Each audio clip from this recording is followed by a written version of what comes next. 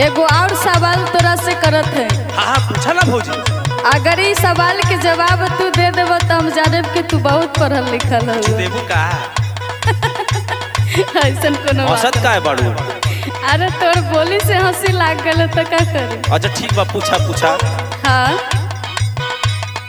कौन चीज औरत के भीतर जाता जानी पूरा पग लाया ये देवरू।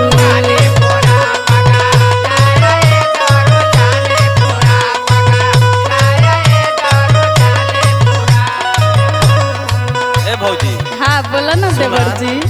इतना सरल सरल सवाल पूछबू के ना बताती, गांव के कोनो छोड़ के लइको बता दी। अच्छा तू बताओ। तो 5 में जो पढ़त था वो बता दी। हाँ सुना। अरे शंका जब जाला औरत के भीतरिया ता जानी पूरा पगा लायो